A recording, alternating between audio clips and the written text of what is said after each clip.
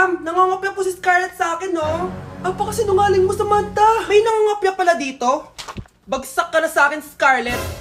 Apakasama talaga ng ugali mo, Samantha. Nay! O anak, anyari sa'yo? Binagsak ako ng teacher ko. Naniwala kasi siya kay Samantha na nangopya daw ako. Totoo ba yun, Scarlett? Hindi, Nay. Siya talaga yung nangopya sa akin. Walang iya yan ah! Humanda siya sa akin! Tara, anak!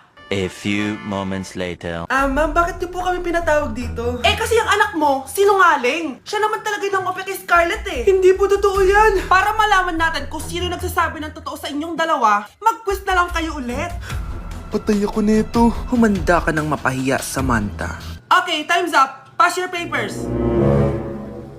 Scarlett, naka-perfect ka. Yes! Talino talaga ng anak ko. Samantha, wala kang tamang sagot. Ikaw talaga ang totoong nangungopya. Nakakahiya ka, Samantha. Humanda ka sa akin sa bahay. Tara! Huwag po, Nay.